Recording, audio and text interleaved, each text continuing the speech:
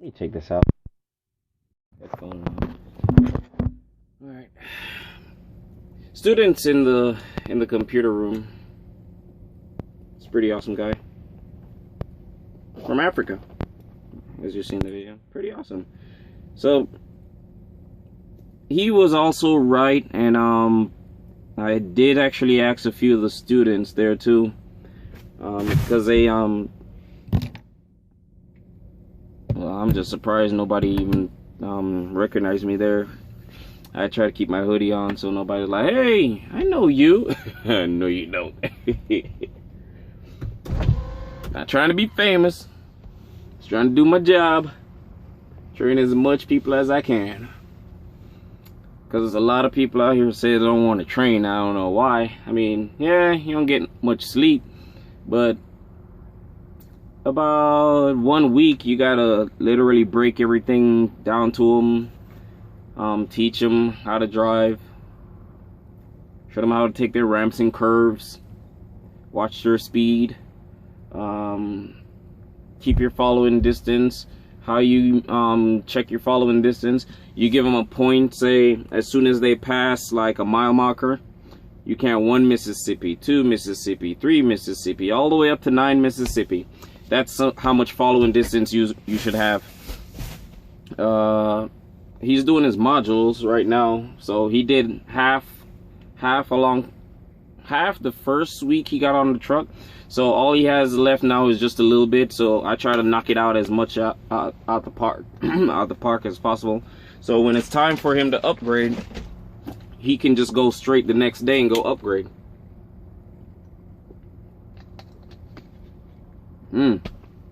Also, I've been getting more and more questions of can I train you? I got no problem training anyone. I can only go 3 to 4 weeks with a student. 3 weeks minimum, because that would give them about 165 hours minimum, in which that's what you need to upgrade minimum. But you really need 180 hours tops in order to do it. 3 weeks should be a lot of time in order to get everything down packed. How to trip plan. I dumbed down everything to everyone that came on the truck, in which your first week with me, I let you guys run so you can get your hours and some money in. Then your second week, I started having you buy your little stuff for your truck. So you're gonna need an atlas. Get any truck stop, get an atlas. I showed him how to trip plan with his atlas. Then I showed him how to confirm it with the navigation that they gave, that C.R.ENGLAND will give you for the route that you need to take. So on my 70, it's completely burnt out. I'm down to like 8 minutes on my 70. Everything else is fully loaded. Let me see. Not sure if you guys can see my graph. Let me see if I can turn down the light just a little bit. All right. I turned the light down just a little bit. See if you guys can see it.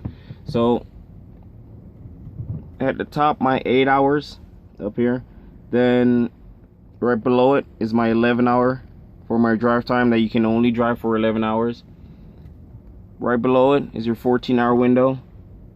And then down here at the last very bottom is my 70-hour window.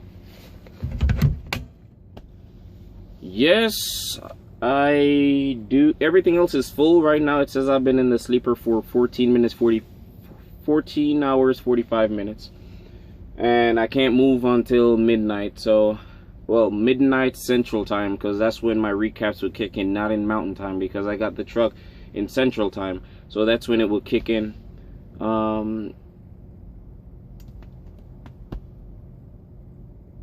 Generally, I don't do any parking. I let all the students do all the parking because I know how to park.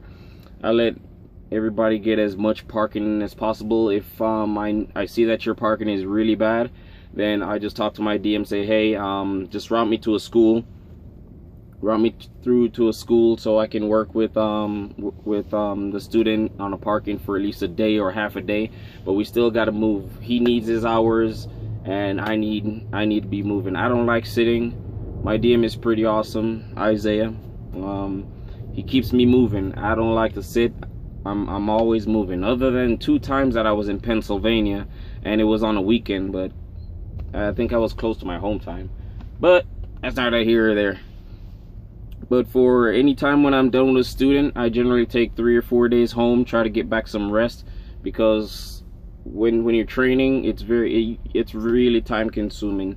Like, you gotta sit up here with them while they're going through traffic. You gotta do their evaluation in the apprentice packet. I even told most of the people that's watching, ladies and gentlemen, that about the macros that you guys should be studying. It helps out those trainers a lot. Like, I highlight most important ones for him to learn. And on the first day, he actually picked it up. Like, I can give him the Qualcomm on the 3rd day, and like, what macro is this, what macro is that, and he can, boom, right off the bat, he told me. Because why? I highlighted it. So as soon as he's going back there to go sleep, I say, hey, take your book, go study it for at least 30 minutes. And he caught on to it. With the training, how is it going? It's going pretty awesome.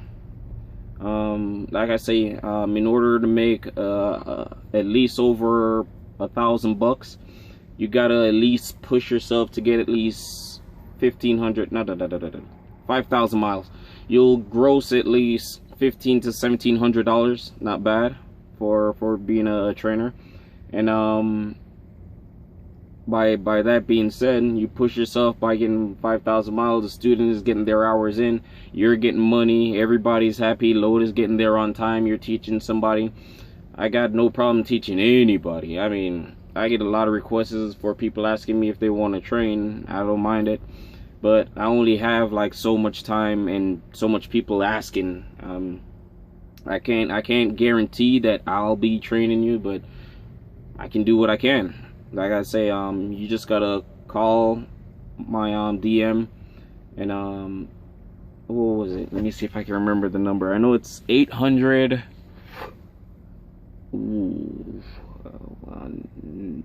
Let me double check. Hang on.